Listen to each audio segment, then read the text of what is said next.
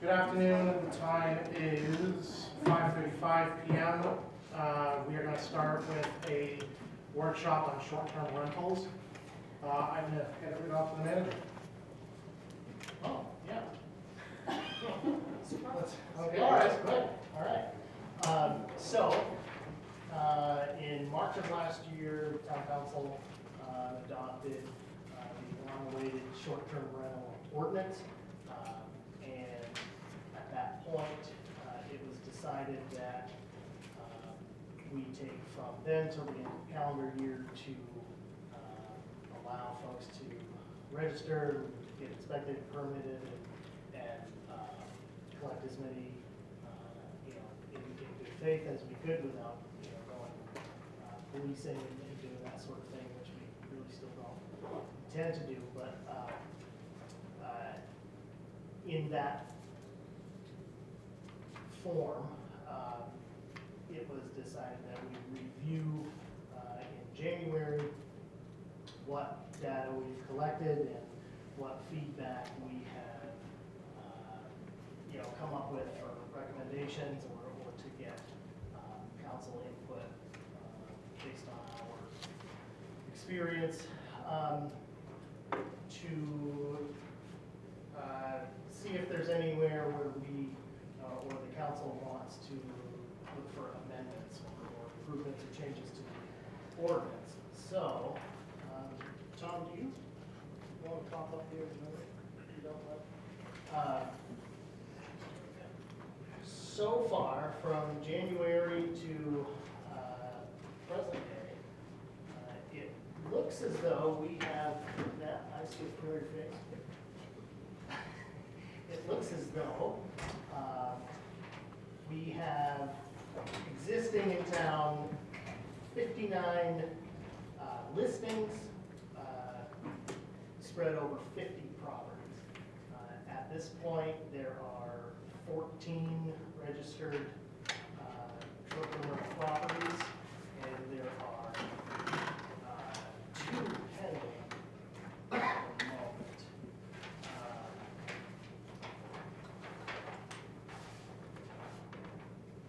Tom, can I see your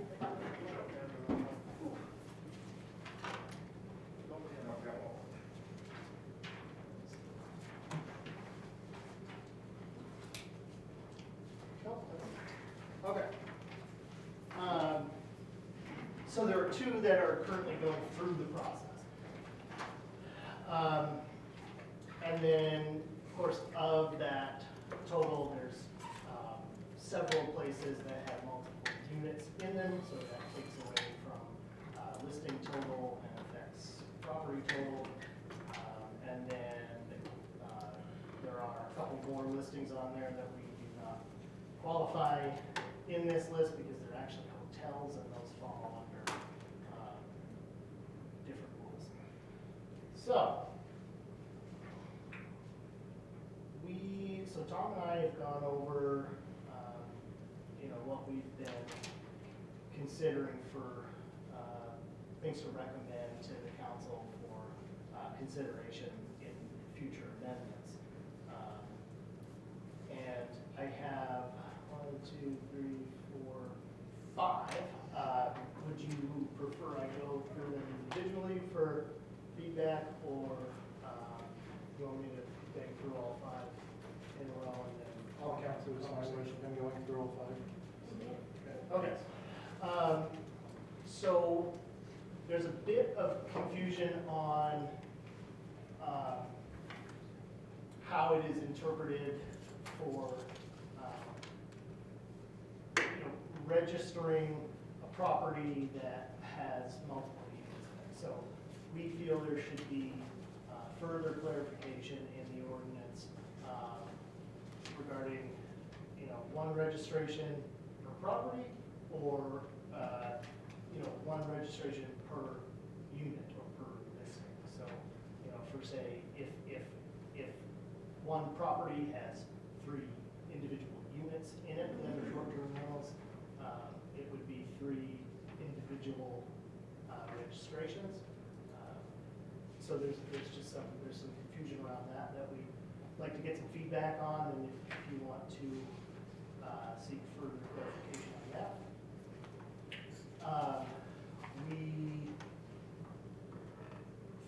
that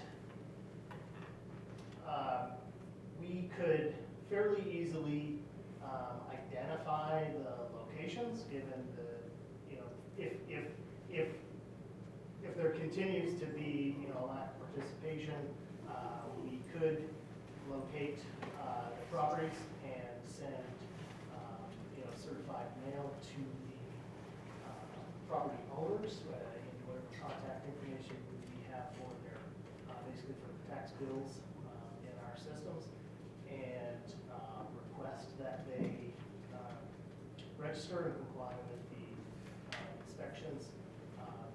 You know, an initial round, depending on what were to happen with the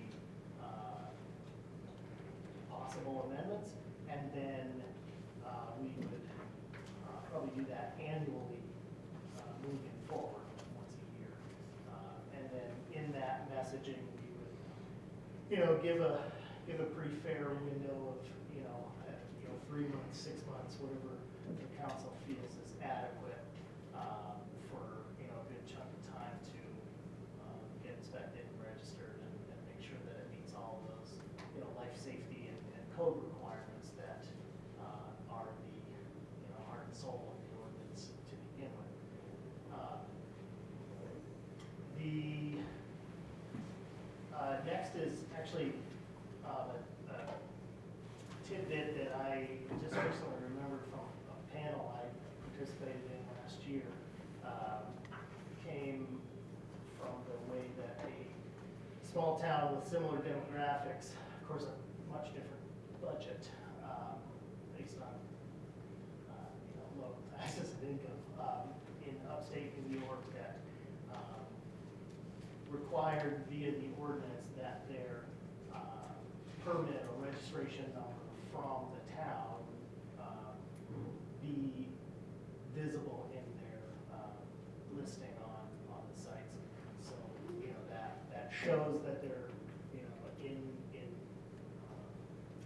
in line with the local rules and ordinances, and then it also makes it you know, makes it more efficient moving forward to, you know, when we go through and we have to research these things, to identify which ones need more research or communication to let them know. Maybe they don't know there's an ordinance. So there's a recommendation.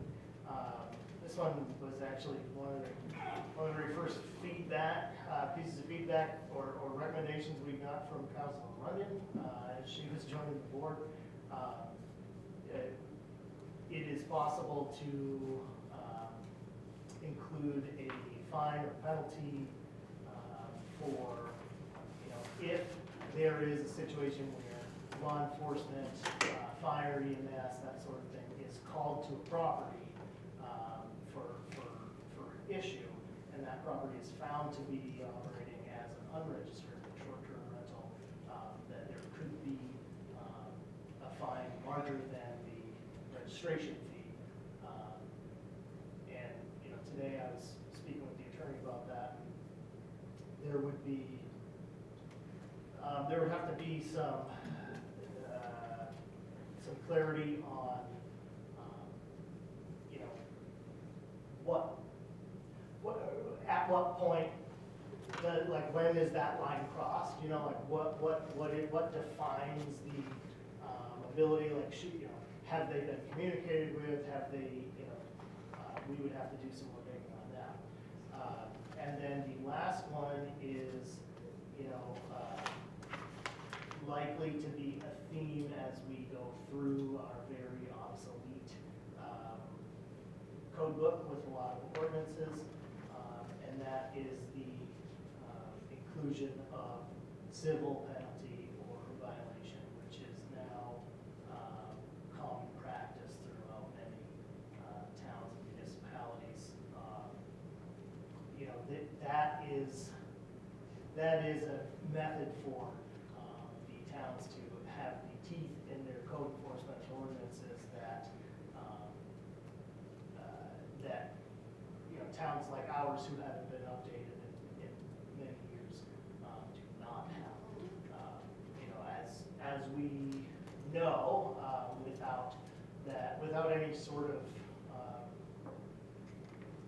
we generally don't have a way, a successful way to get through, a violation, a fine, if we go through, DA or anything like that, because they're pretty low level things. And then, ordinances and codes are great when people follow along. But then as they recur and get worse, it becomes harder for, the local government to actually resolve the issue when there's no mention in the ordinance for a method to proceed through those violation actions. So that's a very roundabout way of saying that, but those are our few recommendations, and that is the extent of the update from our administrative team. Tom, anything from you before I go to the council? No, pretty much. On the two that we've got outstanding, that would be a total of 4 units. That's why I wanted some standing. And then it came in with $100 fee. It came in with a $100 fee, and actually, in my interpretation, it should have been $300. So I just wrote it and explained that to them. That, my interpretation is that's first. I want to make sure that we're all on the same page. I have just one question before I open up to the councilors. If I were to buy a piece of property today and decide that I wanted to open it up for short-term rental, how long from point A to point B does it take to get my certification with the life inspections from you, the certification from you and everything? How long does it take to complete the process to be certified? You just start it off.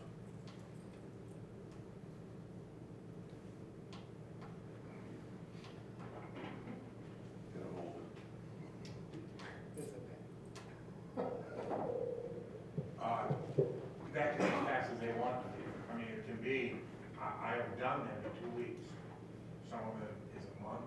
Comes on how soon they get back to me. They turn in their application. I go through it and make sure that everything looks good. That way, I do a drive-by, look at the facility we're talking about, and then I send back to them saying, okay, you're good to go. Let's set up a date to do your inspection, and I will need a copy of your insurance, because in our ordinance it says that they will have insurance, and that the insurance company knows that it's a short-term rental. That does make a difference. But I've had them that I've done this in 2 weeks. It just counts on how busy things are going. Awesome. I'm going to open up to the council before I my opinion. Mr. Chairman. I have a couple questions, just made a couple notes. The manager was speaking, so the first bullet point, clarification on properties with multiple short-term rental units. You have two, are you asking for whether to go one registration per property? Are you asking for us to weigh in on that, or individual registrations for each unit? Is that what you're asking in that first one? If I can, I will read you what we have on the licensing, section 125, 136. Licensing, under D, A, fee, a non-refundable license fee equals $100 for each short-term rental unit. In my mind, because when you talk about short-term rental units and you go through, that's how many bedrooms are in that short-term rental. That's one unit. So if you have an apartment building that has 6 apartments in it, and you want to make 3 of them Airbnbs, which you can do, then to me that's 3 units. That's 3 separate inspections, it's 3 separate, everything is separate. I just want to make sure that we're all on the same page with that. That was my understanding when we first went through it. That was my understanding. Okay. Each one needs inspection, they need your attention, they have to pass in order to then. I mean, I haven't had anybody, I haven't heard back from that gentleman that did send the one in, but it was around Christmas time, so things are just starting, people are just starting. to- Oh, so this was recent. These are recent ones. Okay. These are ones I'm holding right now. Anyone else wants to go?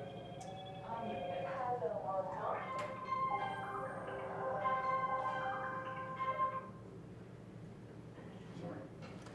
So, on the third bullet, which the manager was trying to explain, you can talk to legal on that, you know, fine if law enforcement, fire, EMS are called for property found to be unregistered. I think that we could explore that as well. I would think that there would have to be maybe steps, maybe a warning given, and that you have 3 months to comply, or 6 months to comply, or something. So, I'm open to discussing that a little bit more. See what other people think. Anyone else? In regards to the 5 recommended changes, I like a blend of them all. I know me and you talked in your office, and I think listing the certification number does help narrow it down in the future for when we find those listings. Because for context, me and Peter were in his office, and I said, well, what happens if I search Millinocket proper right now and see how many short-term rentals are in Millinocket? He pulled it up, and it was 55 to 60. And of which we have 14 or 15 that are registered. So it would be a lot easier to go through that list if we can go into it and see the certification number and know who is and who isn't. So I'm really in favor of that one. The fine and penalty, I've been on board with that since you mentioned it in November. I think that's an interesting concept that we should explore. The certified mail, just out of curiosity, assuming we sent out 50 today, how much would that cost approximately? If we're doing that once a year? About $8, it's about $8, $9. Okay. And last, the updating the ordinance. So your recommendation is we go back and look at the ordinance one more time and make necessary changes based off the feedback we got over the last meeting. Yeah, or if there's any, you know, at the time there were discussions on, you know, limiting, you know, how many are allowed in what type of zone or what neighborhood, or, you know, putting a cap on how many are allowed in town. And, you know, there were a lot of ideas in the air, and, you know, we were kind of feeling that out throughout the year. But as you can see, the total has dwindled pretty far over the last few years. You know, what used to be a couple hundred is now less than 100. So, you know, we don't feel that there needs to be a cap. We don't feel that it needs to be necessarily, you know, restrictive on, you know, zones, because there are fewer and fewer as we go. So, you know, unless there are other thoughts or opinions from council, these are our only ideas to consider if we're directed to, you know, draft an amendment to bring back to special hearing. I was going to announce it a little later, but council's already know that what they're going to be doing for roles. But if we do decide to do that, me, you, Tom, and Councilor Gould can sit down in the code book. We'll go to start the code book on ordinances and discuss further. Is there any other council comments before we end the workshop? Everyone all set with everything we discussed? Okay, perfect. Let us convene at some point within the next month or two, and we'll get together and come up with some ideas. All right, the time is 5:55. We are coming out of workshop, entering our regular town council meeting. We do have one public hearing. Madam Clerk, can I get a roll call? You may. Chair Bracken. Present. Councilor Danforth. Here. Councilor Gould. Here. Councilor Mackin. Excuse. Thank you. Councilor McGowan. Here. Councilor Pelletier. Here. Councilor Brennan. Here. Before we go to the Pledge of Allegiance, to end 2025, there was a tragic death of a community member in our area who was active. I would like to request a moment of silence for Kyle and his family.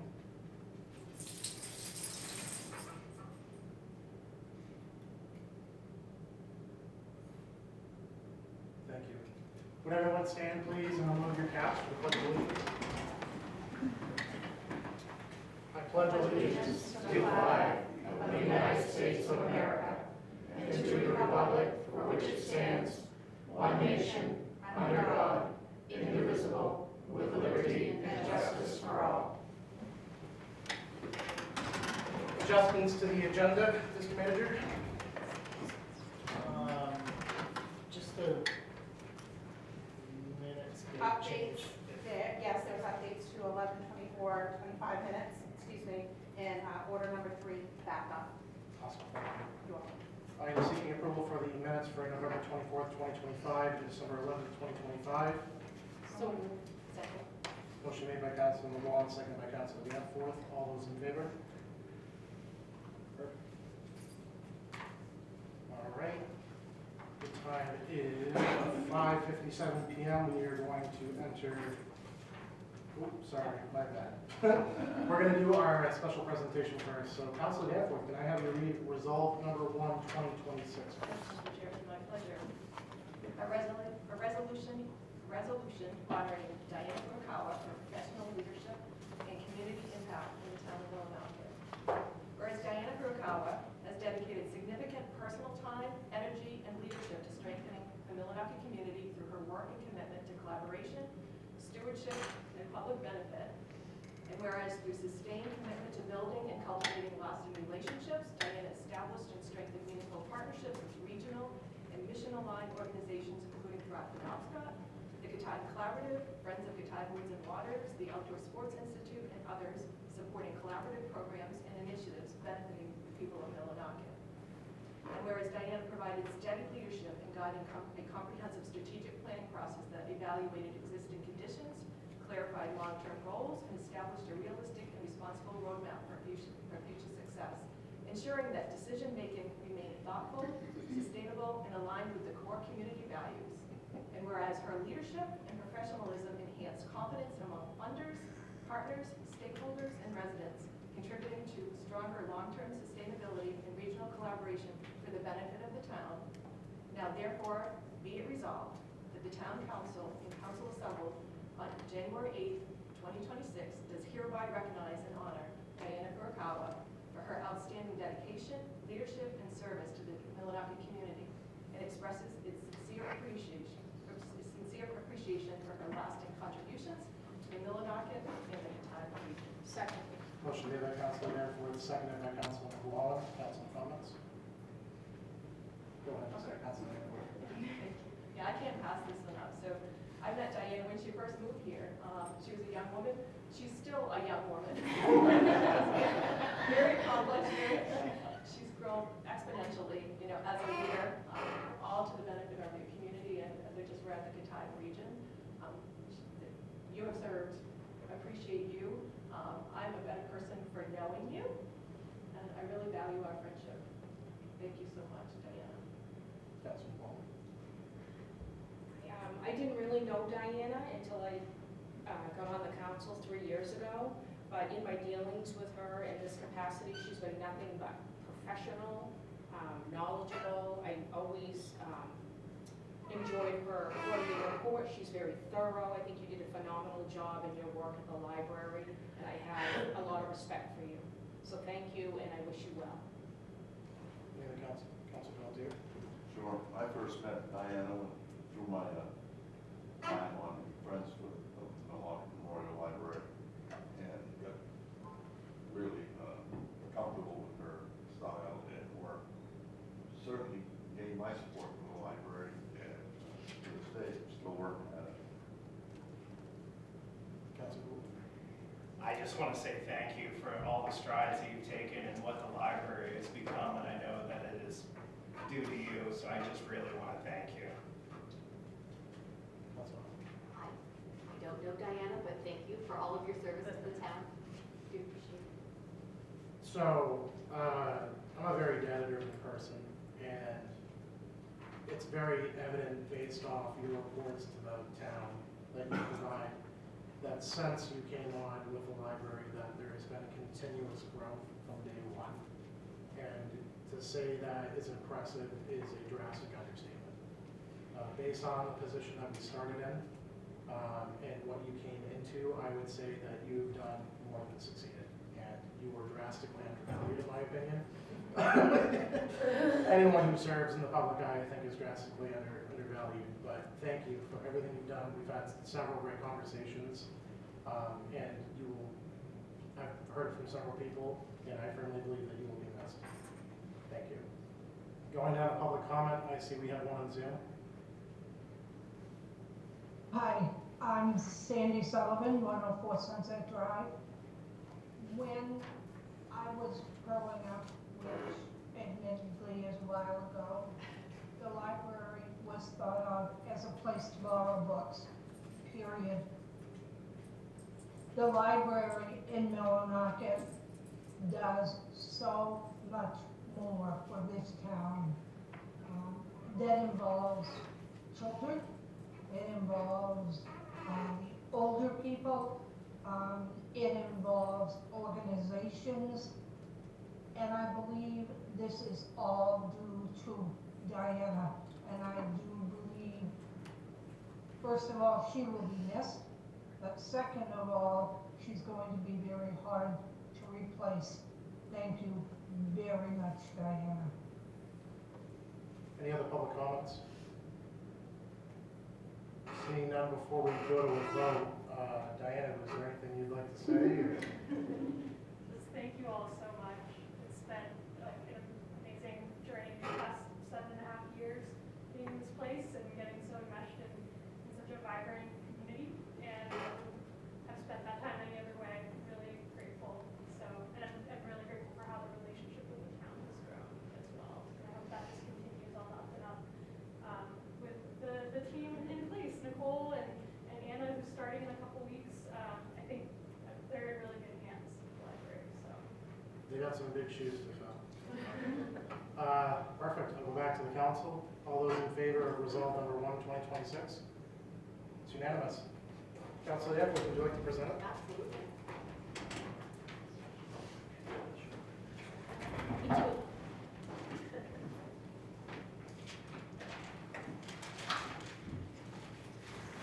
I have a little, I know I gave one to Jane, Louis, and Peter, but I have for the town just a picture I wanted to give you all of the library too, that can be in the town office or something like that. So Right how next did to this- mine. how did this come about?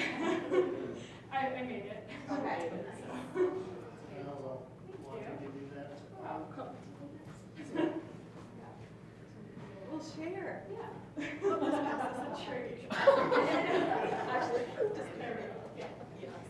Oh, goodness. All right. Fabulous. And then.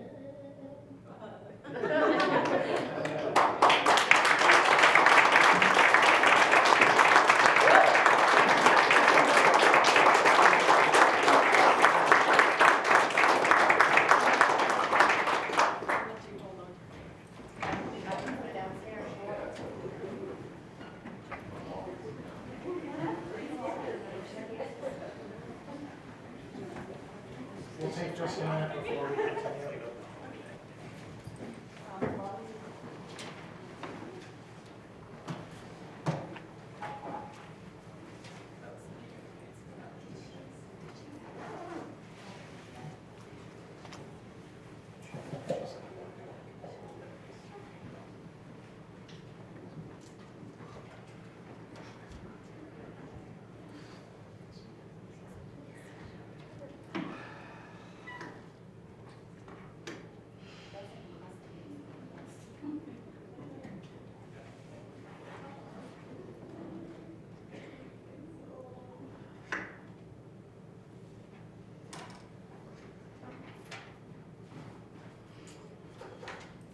All right, moving on, there is no old business. I'll move on to the town manager's report, which says none, but I will still go to the manager just in case anything has come up. No, those are once a month. All right. Pass. That's fine. Save the time, save me. All right, now we're actually going to go to public hearing. So the time is 6:05 p.m. I will have Councilor Gould, could you read ordinance number 1, 2026, please? Chair.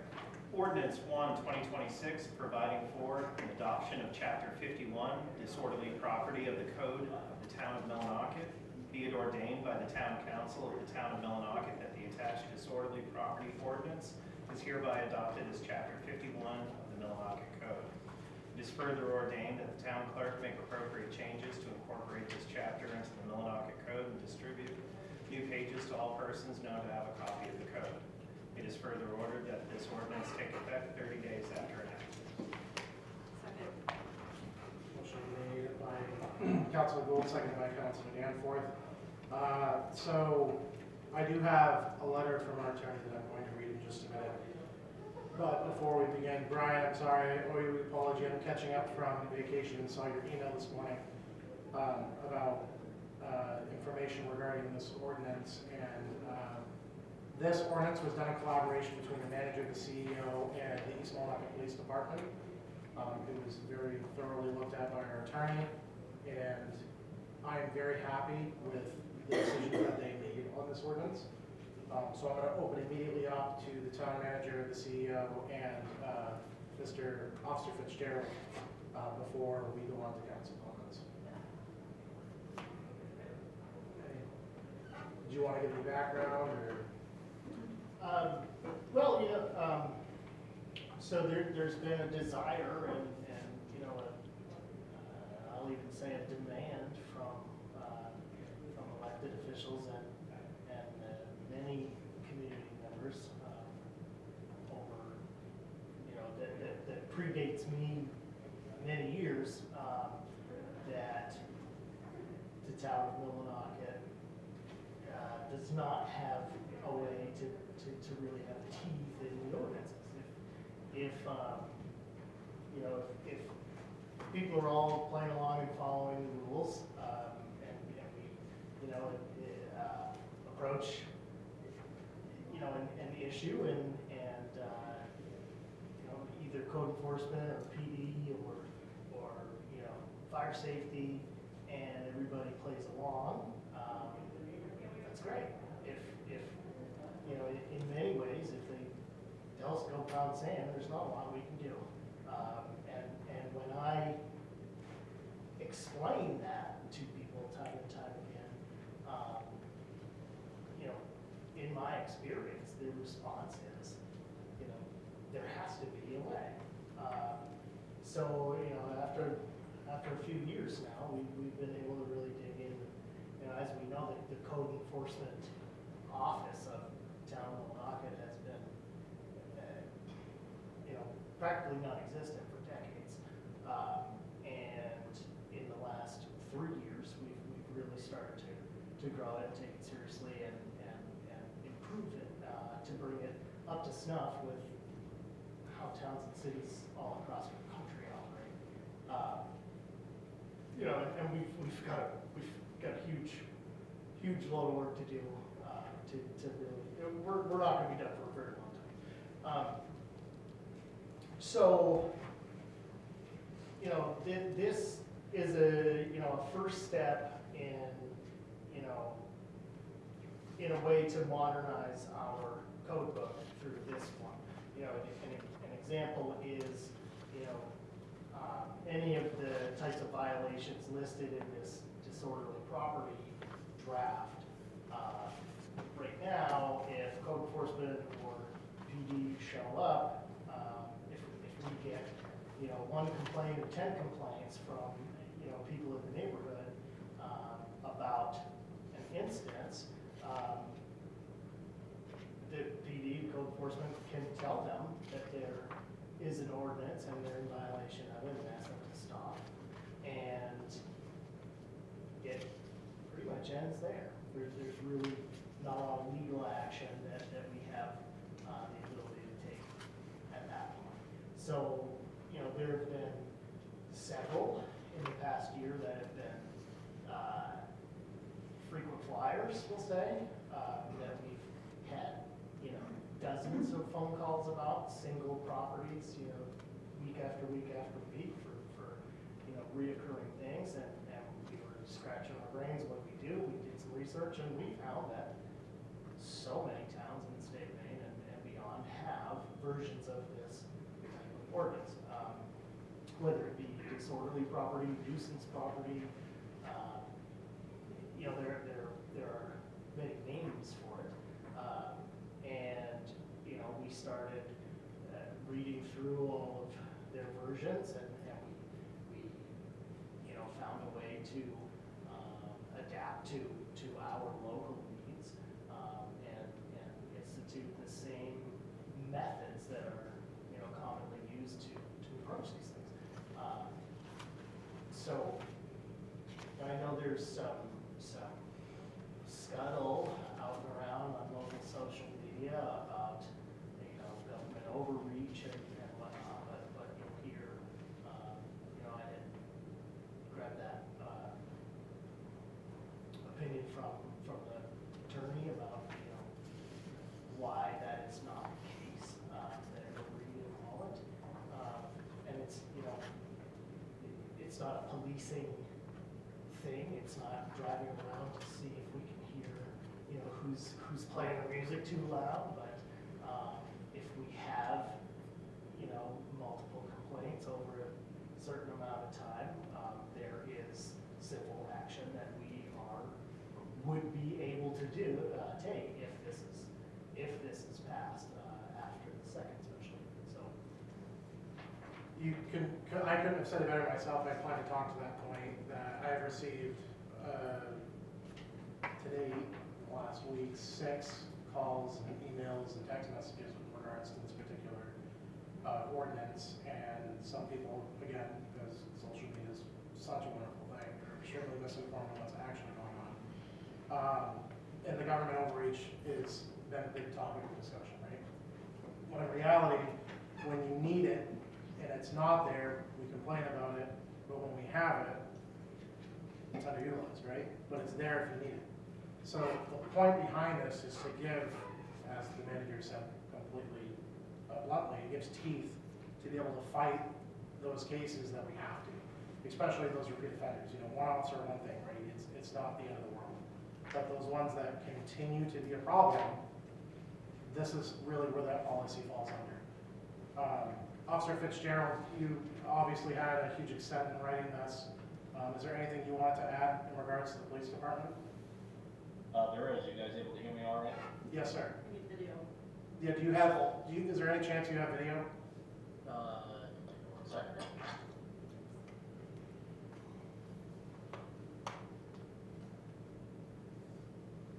Might be a little dark. It's a little dark, but I can make that. There we go. There we go. So yes, so, you know, first off, I echo a lot that you guys said, and I do, you know, want to give credit to the town manager, Mr. Malcolm, and also the fire chief as well.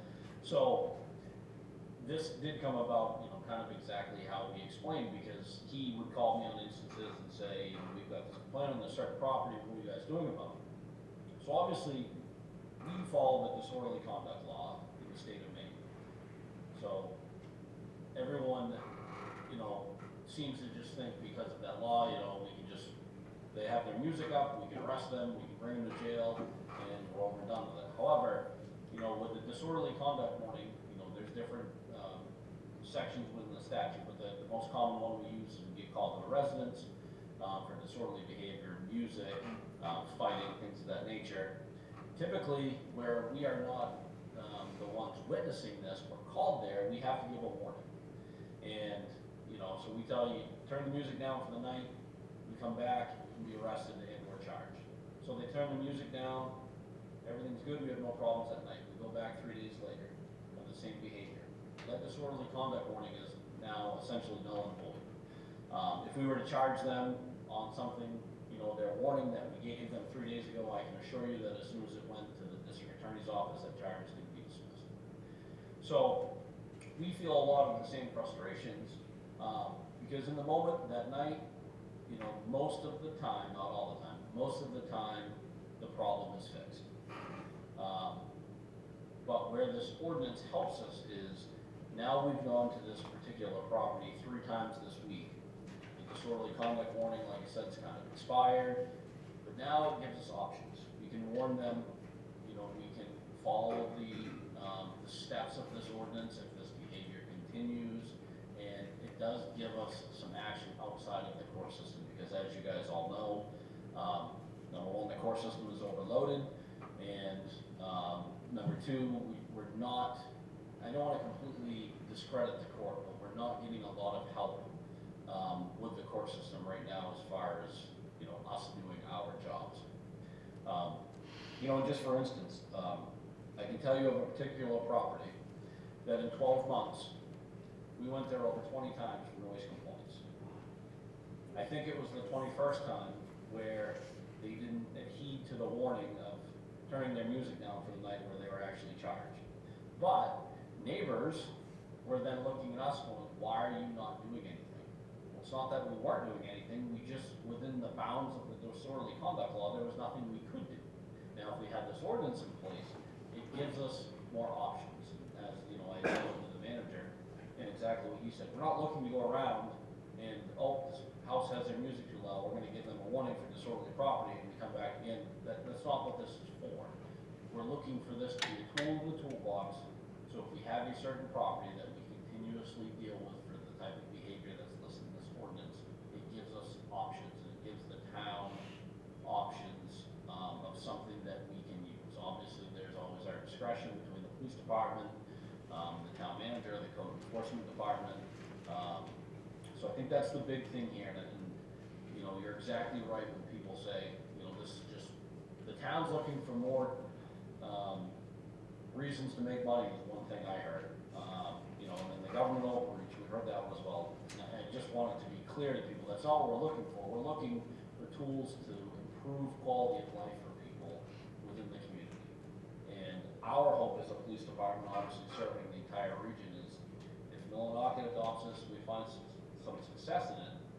My hope is I then want to present it to the other two communities we serve, and hopefully we can kind of make it the same policy amongst the 3 towns, which I think would be a huge benefit. But as far as from where the police department is on this, I mean, that's really our stance. It's, you know, we're looking for the tool in the toolbox to help us make life better for people and give us more options when we have this continuous complaints of behavior. Thank you, Officer Fitzgerald. Mr. Malcolm, is there anything you want to speak to on this order? Or?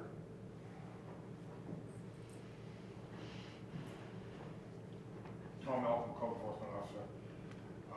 No, this, as Peter and Brad have both said, this came about from numerous calls. Okay, we get numerous calls on some properties. And, you know, they talk about the music, that's one thing. But it's other things. People that have unhooked their electricity and run generators all day long. You know, there's a lot of variance in this whole thing. We have something for property maintenance if they're not doing something, but we really have nothing for noise. And like Brad said, I can send them there 25 times, and like, they'll quiet down, or you know, we couldn't get the generator shut off no matter what we did.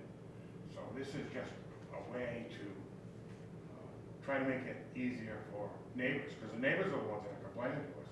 We're getting it constantly from the people that live around these properties. Thank you. Thank you so much. Mr. Manager. You know, I just wanted to expand a little bit on some of the types of complaints that we get that would fall under this, right? You know, there is a long-standing ordinance with the town of Millinocket that fireworks are not allowed, and you know, let's say a particular cannon that goes off every once in a while, maybe in on you know that side of the Lily, you know, it happens pretty regularly. Yes, it's a cannon, and we, you know, 5-10 phone calls maybe every time, and if the code enforcement officer or the police department go there, they can say, hey, just a reminder, you can't do that, and they say, oh, right, thank you. Or, you know, now, if they have the complaint and see the evidence and are able to confirm that that is happening, and they are called to a particular property, you know, 2 times within 180 days, you know, that's a pretty big span. we are able to put those teeth in that everybody wants us to have. And I was on to something else there too, but I lost my train of thought. I get where you're going with it, so. Yeah. Oh, and I was gonna talk about the, it also includes, remediation process and how to, resolve the issue and how you can, the council has discretion on, if it does go through civil court, if there is a judgment awarded on behalf of the town and the fines are at a certain level and there's, other issues with the thing, but with the issue, with the property, but they're working through it, and we all know that, there's so many ways that this can work out. Like Brad said, it's just a tool in the toolbox if we need to use it, we can. So from my experience, and I'm sure these five counselors have heard it plenty of times over the last few years, especially 2 particular times a year, especially with fireworks, as you're suggesting, and you both will hear it eventually. But yeah, this is an ongoing issue, and in the last 4 or 5 years that I've been helping with the town and being on council, it has been a serious issue. So I am very much in support of this. I am going to read this letter from one of our attorneys before I go to the counselors.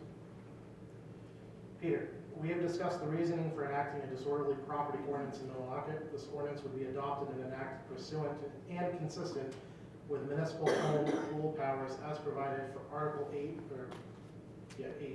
Part 2, Section 1 of the Constitution of the State of Maine, entitled 38 MRSA, subsection 3001. Both the Constitution and the statute allow the town council to establish ordinances which are for the benefit of the municipality and its residents.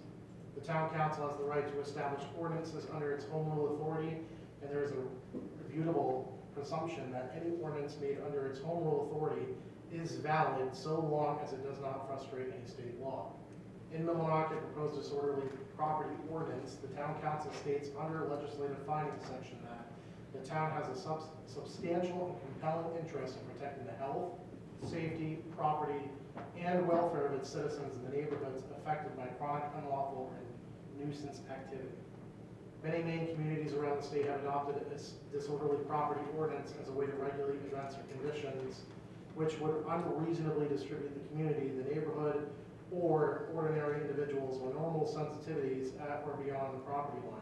This ordinance is not an attempt to regulate individual behaviors in their own home or on their property so long as the activity does not unreasonably disturb the community, the neighborhood, or ordinary individual or normal sensitivities at the property line.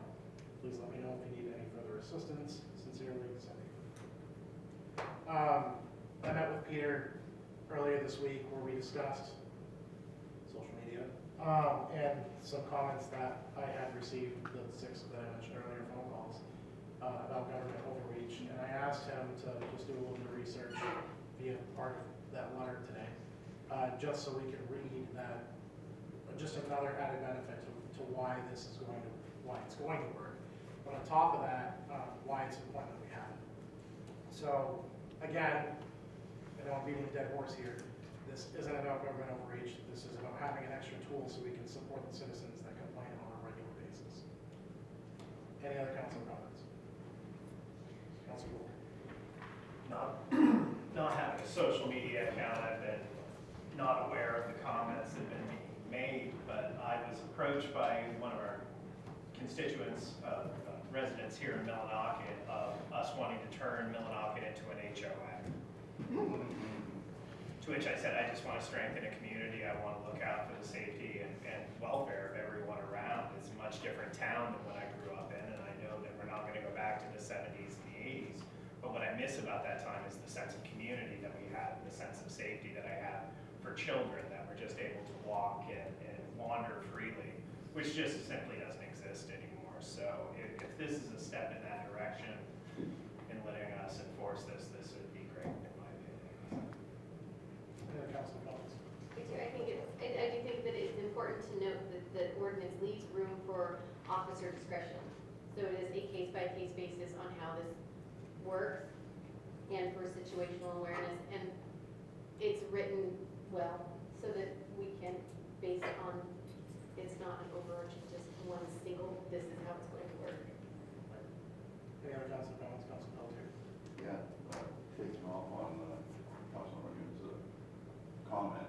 Louis, can you? Your mic. Wait, I'll turn it on. It's on. It's on, it just needs to be Just closer. pick it up.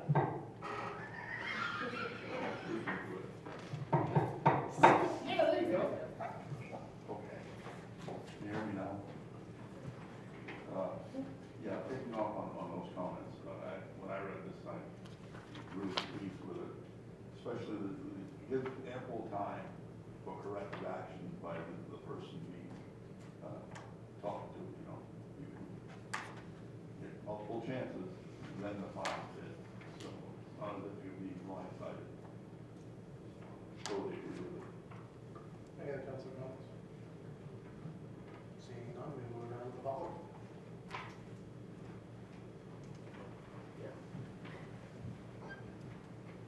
Name and address, please. Aaron Plesky, previously 216 Mole Bar, now I live at 15 New Hampshire Street. Because of a residence that we've complained about for 2 years now, and we actually had to move. That's how bad it was. My fiance couldn't even come home from work, from grocery shopping, without being called names. We found sex toys under our vehicles. They paintballed our house since we've left. I could go on, but I'll just leave it at that. And I think this ordinance would be great for this town, and I'm sure a lot of other people do too. Thank you.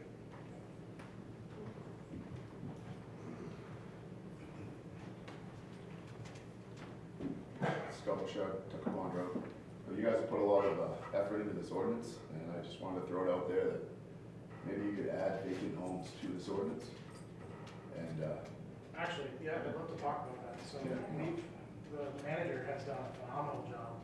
We've torn down how many delinquent properties in the last 4 or 5? 4 in the past 12 months. 4 in the past 12 months. We are making an effort. okay, It's you know, absolutely in our sight. like, you know, Tom's gonna go around, like, I'm gonna be going to see him to get one of these applications myself for a property that I just acquired.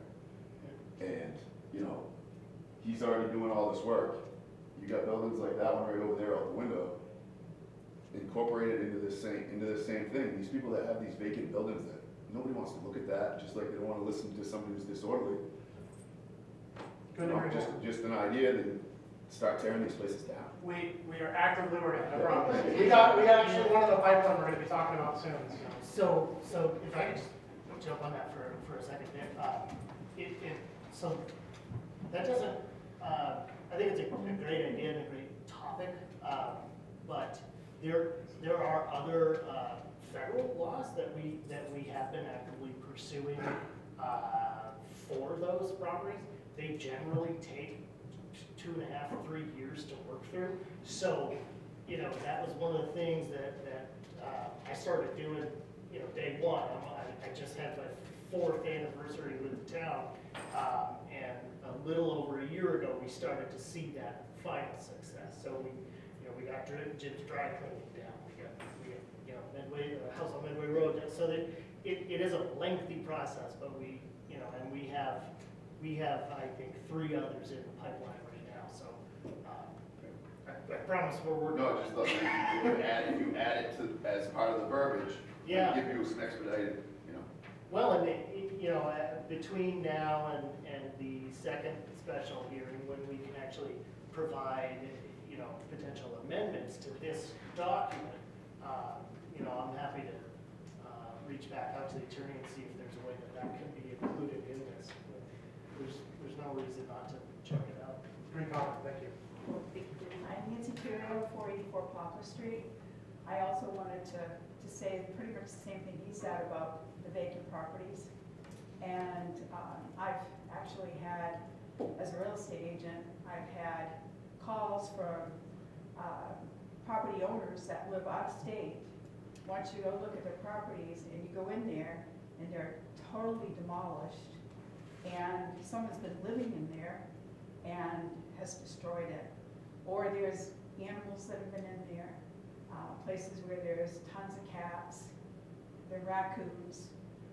So any effort that can be done to clean that up, to me, that is a real disorderly problem.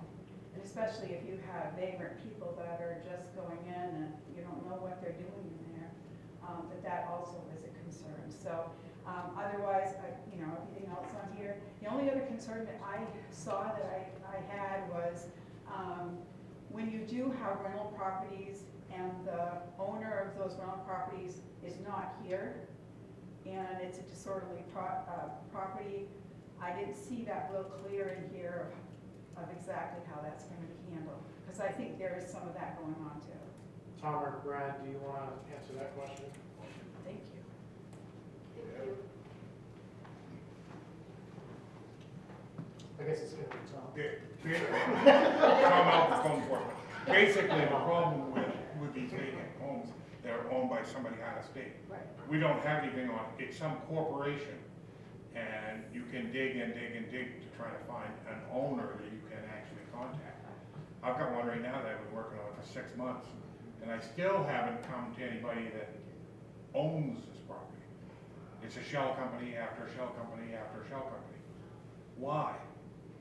You know, as Mr. Bushaw said, a vacant building theme is something we need to look at. I don't think it goes into this one, but I think it is something that we need to look at.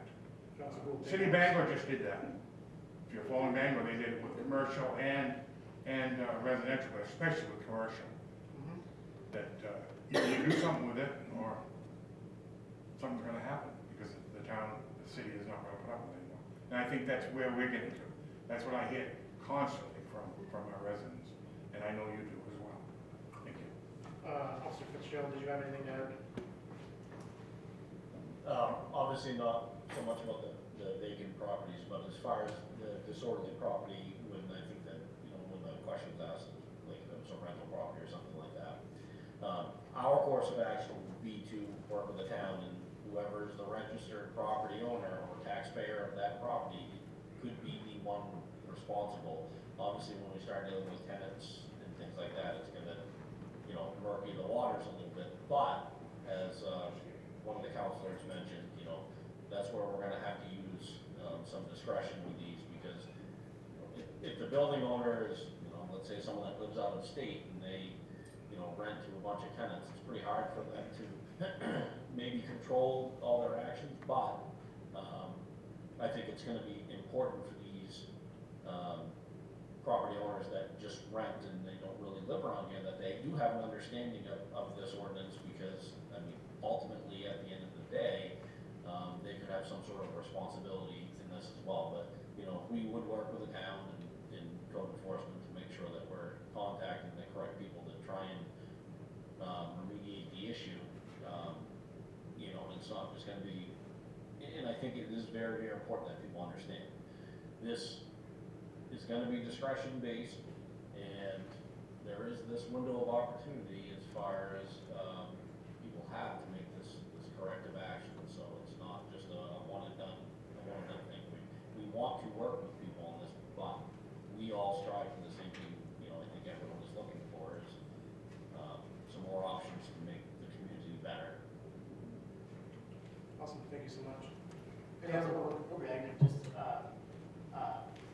just for a little clarity there, in section 51-8, A, when it talks about the notifications for disorderly events, A and B are both, a first notification and then a second, or first event and a second event. It does specify that, at the earliest possible time, but within not more than 7 days of the disorderly event, the officer shall notify the owner of the property. So, clearly if it's, say it's a rental property, that may not help in some of those other vacant things, but if it's a rental property owned by someone who lives out of state, Obviously, the person who lives there is having the interaction with the police officer. And then it is required that the police officer inform the property owner,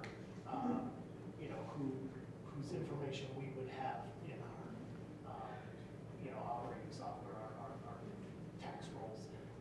So we would have ways to contact them. And then it does later specify that the attempt via certified mail shall constitute for sufficient notification to the property owner to then, if need be, to then be tried through the civil penalty option, for example. If that helps. Any other public comment? Seeing none, any other councilors want to go one more time or close it out? All right, the time is 6:37 PM. We are now exiting our first public hearing. Moving on, Councilor Danforth, can I have you read order number 3-2026? Order number 1. I have my number. That's right. Mr. Chairman, order number 1-2026, providing for execution of the town warrant for December 22nd, 2025. It is ordered that the town warrant for December 22nd, 2025, in the amount of $323,393.90 is hereby approved. Second. Motion made by Councilor Danforth, second by Councilor Hall. Yeah, there's 10,000, going to work at the airport, education management, Bushhagen, about once a year. $27,903.88, Coyle Tanner and Associates, that's our airport project. $37,500, Millinocket Memorial Library, and that's our contract for agreement, payment to them. There is on here, $212,218.50, Town of East Millinocket, and that's our police services contract. And lastly, $15,419.94, Bristol Power. Any other council comments? Seeing none, down the public? Seeing none, all those in favor of order number 1-2026? Yes. Councilor Danforth, can I have you read order number 2? Order number 2-2026, providing for execution of the wastewater warrant for December 22nd, 2025. It is ordered that the wastewater warrant for December 22nd, 2025, in the amount of $20,192.10 is hereby approved. Second. Motion by Councilor Danforth, second by Councilor Hall. Have the hearing. $12,000, $12,500 from Millinocket.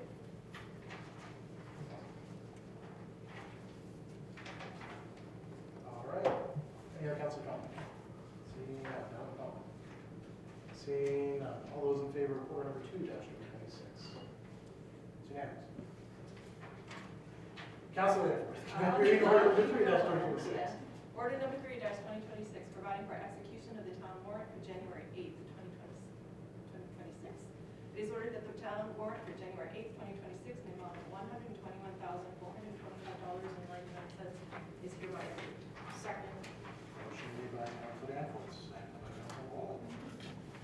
Have the hearing. Yeah, I'll start with Dead River, $8,986.21, that's for propane and diesel. $7,505.79, Elon Financial, that's our credit card. $42,358.57, that's our main water company, our hydrant rental services.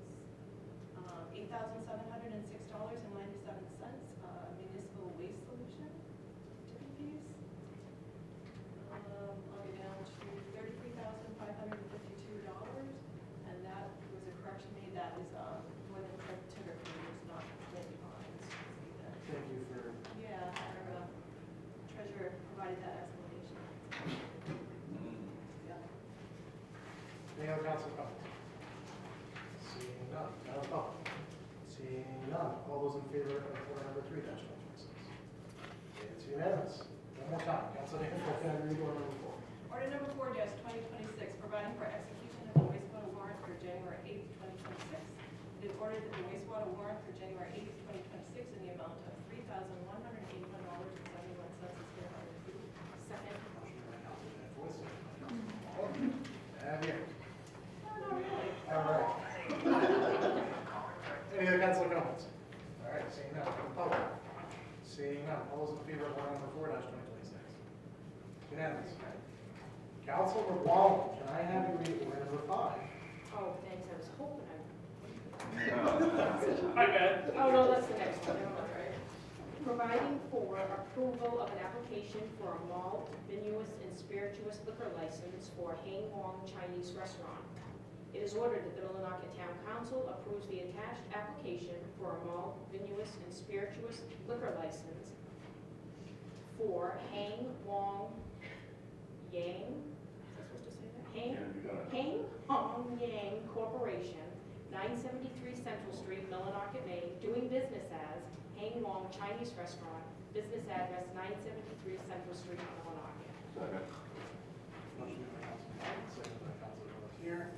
Council comments? Seeing none, down to public. Did great. Seeing none, all those in favor of order number 5-2026? Unanimous.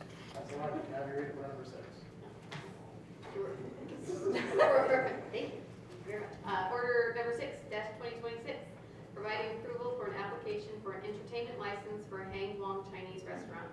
It is ordered that the attached application for an entertainment license is hereby approved for Hang Hong Yang Corporation, Dang Zhu Yang, 27 Mola Park, Millinocket, Maine, doing business as Hang Wong Chinese Restaurant, business address 973 Central Street, Millinocket. Did great. Second. Motion made by Council Ryan, second by Council Mullen. Any council comments? Seeing none, down to public. Seeing none, all those in favor of order number 6-2026? Unanimous. Council, can I have you read order number 7? Order 7, 2026, providing for approval of application of malt vinous spirituous liquor license for Elks Lodge BPOE number 1521. It is ordered that the Millinocket Town Council approves the attached application for malt vinous and spirituous liquor license is hereby approved for BPOE of Millinocket, 213 Aroostook Avenue, Millinocket, doing business as Elks Lodge number 1521, business address 213 Aroostook Avenue, Millinocket. Second. Motion made by Council Gold, second by Council Ryan. Any council comments? Seeing none, down to public. Seeing none, all those in favor of order number 7-2026? Unanimous. Council Pelletier, can I have you read order number 8? Very much. Order number 8-2026, providing for approval of an application for an entertainment license for Millinocket Elks. It is ordered that the attached application for an entertainment license is hereby approved for BPOE of Millinocket, 213 Aroostook Avenue, Millinocket, Maine, doing business as Elks Lodge number 1521, business address 213 Aroostook Avenue, Millinocket. Second. Motion made by Councilor Pelletier, seconded by Councilor Wallin. Any council comments? Seeing none, down to public. Seeing none, all those in favor of order number 8? Unanimous. Councilor Wallin, can I have you read order number 9, please? Certainly. Order number 9-2026, providing for approval of an application for malt, vinous, and spirituous liquor license for Scudic Inn. It is ordered that the Millinocket Town Council approves the attached application for a malt, vinous, and spirituous liquor license is hereby approved for the Scudic Inn Incorporated, 70 Penobscot Avenue, Millinocket, Maine, doing business as Scudic Inn Restaurant, business address 70 Penobscot Avenue, Millinocket. Motion made by Councilor Wallin, seconded by Councilor Enfield. Any council comments? Seeing none, down to public. Seeing none, all those in favor of order number 9-2026? Unanimous. Councilor Ryan, can I have you read order number 10? Order number 10-2026, providing for application of providing for approval of an application for entertainment license for Scudic Inn Restaurant. It is ordered that the attached application for an entertainment license is hereby approved for Scudic Inn Incorporated, 70 Penobscot Avenue, Millinocket, Maine, doing business as Scudic Inn Restaurant, business address of 70 Penobscot Avenue.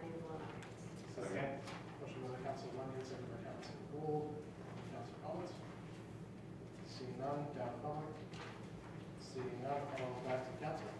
All in favor? Unanimous. All right, moving on to reports and communications. Next meeting will be January 22nd, 2026. For warrant committee will be Councilor Gould and Councilor Mackin. All set on that one? Yep. Okay, perfect. Chair committee reports. Yeah, Mr. Chairman, I do have an age-friendly meeting this Tuesday at the library. And next time, my next report is going to be a little more robust because we did submit our three-year action in the progress report. Good report back and a nice plaque that we present to the council. So stay tuned. I'll hold on till next meeting. Very good. Before we go to 2-minute public comment, just wanted to give an update. So we have, rather I have determined the councilors that will sit on committees I call them manager committees, that will work or action. Task force, that's the word. Brain escaping. So, fire and EMS for me, Councilor Danforth and myself, our next meeting is next week, right? Next week, Wednesday. Infrastructure project is going to be Councilor Pelletier and Councilor Runyon. The school is going to be Councilor Wall and Councilor Danforth. Missing one. Code is going to be myself and Councilor Gould. And then the recreation department, I am actively working on trying to establish that. We're sent an email requesting potentially meeting between Millinocket and East Millinocket.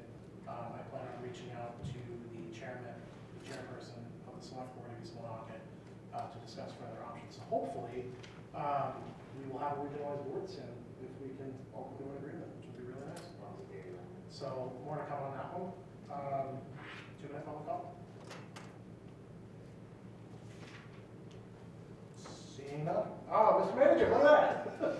Sorry, I just wanted to share with you all, because you're all in the same place. The fire chief gave me a copy of the new Allegiant, fire and EMS calendar, and it's all the, different apparatus, fire trucks and ambulances and stuff that they sell. And I forget which month it is, but the town of Millinocket Leonard new fire truck that we bought last year is featured in that calendar. It's pretty cool. It's sitting on my table now.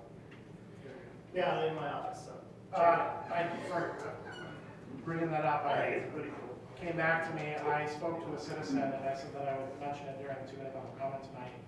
I had one via email that I responded to last night with a request on how citizens can be more involved or stay more informed with town politics and things that are going on. And I feel like we've kind of beat this horse several times, and I'm going to do it again.